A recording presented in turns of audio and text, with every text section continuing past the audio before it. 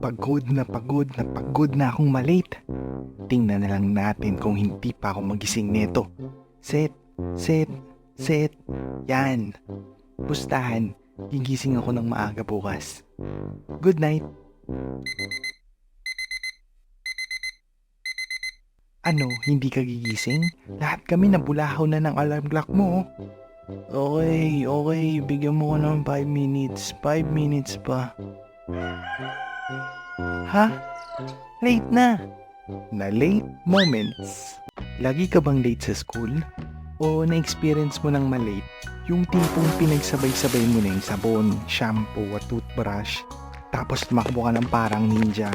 Tapos late ka pa rin. Nako, magugustuhan mo to.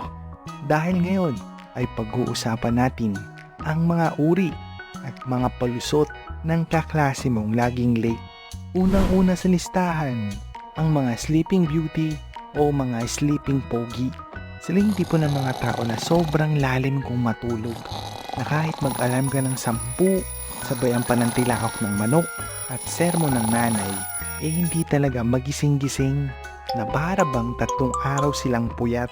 Paboritong linya nila? 5 minutes pa, 5 minutes. At ang kanilang palusot? Ma'am, sorry. Tinanghali ako ng gising eh. Okay lang yan. Sige, pasok ka. Talaga po? Hindi po kayo magagalit? Hindi na kailangan. Bagsak ka rin naman sa akin eh. Ba't pa ako magagalit, diba? Ubo ka dun oh. Aray mo. Pangalawa, yung mga nalilate kahit sobrang lapit ng bahay nila. Isipin mo 5 minutes na lakaran, nalilate ka pa. Ha? Masyado pang maaga. Wala namang gagawin eh. Pag-cellphone nga muna. Okay, pasok na ako. Ako, hindi, late na ako. Ha! Oh, bakit na late ka? Ma'am, sorry po. Traffic po kasi. Tsaka nasiraan po yung sinasakyan ko. Hindi ba dyan ka lang sa malapit? Lagot. Sila yung madalas special mention eh. Kasi napaka-effective isumbat sa kanila ng ang lapit mo na nga, nalilate ka pa. Pangatlo, ito naman yung classmate mo na panay sabi ng papunta na ako. Madalas to kapag may practice kayo sa labas eh. Oh, hello pre. Asan ka na? Kanina pa kami naghihintay dito. Ikaw na lang yung kulang oh. Oo pre, papunta na. Pag ganyan, huwag ka na maniwala dyan. Nasa kama pa lang yan, kakagising lang. Ang totoo niyan, papunta pa lang yan sa CR. Pang-4, syempre, mawawala ba dyan yung na-traffic ako eh. Ang traffic sa Pilipinas ay problemang ayaw solusyonan. Isipin mo simula pagkabata ng mga magulang mo hanggang magkapamilya sila, consistent talaga tayo sa traffic. Kaya isa rin to sa mga kalimitang ginagamit na dahilan pag nalilate.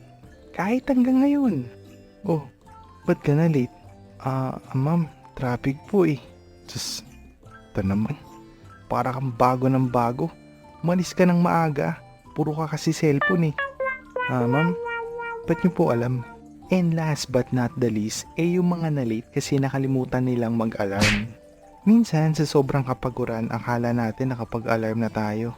Pero hindi. At sa kasarapan ng tulog natin, hindi natin namamalayan na kailangan na pala nating gumising. At kung anong kinasarap ng tulog mo, ay siya namang kinapait ng paggising mo. Dahil kahit anong gawin mo, wala na. Late ka na. Ay ma'am, good morning po. Sorry I'm late. Hulaan ko. Nasiraan yung sinasakyan mo, no? Hindi po. Hindi. Traffic. Traffic yan, panigurado. Hindi rin po. Hindi po ako nakapag-alarm sa phone ko eh. Bakit naman?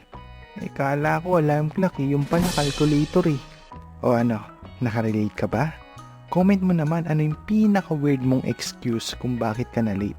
Huwag mo na rin palampasing mag-like at mag-subscribe for more Pinoy animation content. O paano? Hanggang dito na lang muna.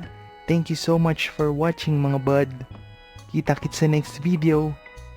Ingat. Peace.